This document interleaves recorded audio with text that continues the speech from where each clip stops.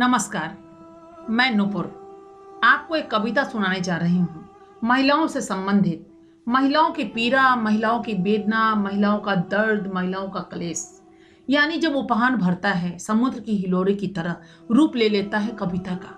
और मैं आपको बताऊं कि महिलाओं का परीक्षा कौन लेगा। जिसने परसों की पीड़ा को झेला हो, जिसने परसों की पीड़ा को भोगा हो, वो दर्द का सरहद पार किया हो, वो और क्या दर्द झेलेगा। दर्द झेलने की तो महिलाओं की आदत सी हो गई है, आदत सी बन गई है। इसी पे मैं आपको एक कविता सुनाने जा रही हूँ, जिनके अंदर के सपने बिल्कुल अंदर ही प्रिजर्व हो जाते हैं, दब जाते हैं जमीन के अंदर। यानी कि 2 गज जमीन के अंदर कहा जा सकता है, 100 गज जमीन के अंदर कहा जा सकता है। और यही वेदना रूप लेती है कविता का। आपको बता दें, इस कविता का शीर्षक है काश तुम साथ होते। मगर साथ मिलता कहाँ है, तो चलिए आपको मैं ये सुनाती हूँ। एतबार टूटता रहा, एतबार टूटता रहा, हम जुड़ते गए खामोशियों के साथ और जीते रहे कलेश को गले लगाए। एतबार टूटता रहा, हम जुड़ते गए खामोशियों के साथ और जीते रहे कलेश को गले लगाए।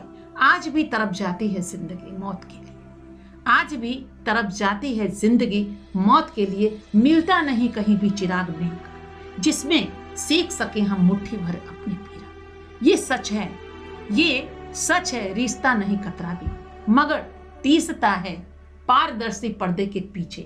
तुम अनभिज्ञ क्या जानो, तुम अनभिज्ञ क्या जानो, जिसने देखी नहीं अंगारनी। एक सपना बुना था, एक सपना बुना था राख की ढेर पर, वो भी सो रहा है किस्तों, वो भी सो रहा है किस्तों, वो भी सो रहा है किस्तों।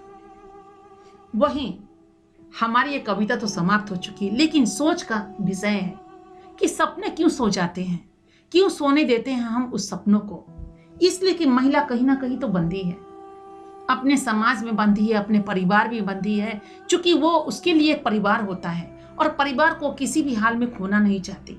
वो पति हो, वो बच्चे हो, सास ससुर हो, इसको एक घर कहते हैं, वो देवर हो, वो नंद हो।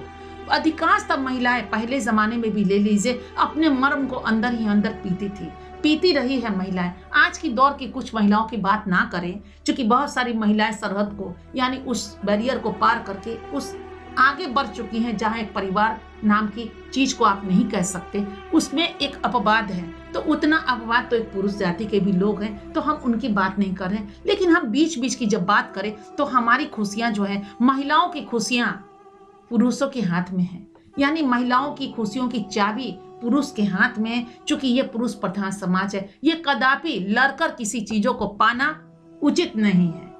हमारी ये सोच है कि हम अगर आगे कदम बढ़ाएं तो हमें आगे बढ़ाने के लिए आप हमारा साथ दो।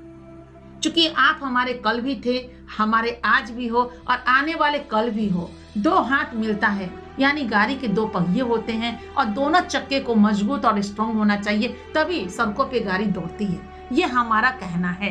तो ऐसे में हम सभी पुरुष भाइयों को ये कहना चाहेंगे, ये कविता हमारी सिर्फ कविता नहीं है, एक संदेश है जिसमें महिलाओं के मर्म को आप समझने की कोशिश कीजिए कि महिलाएं उस दर्द से उबर कर सामने आती है और आपको जन्म देती है।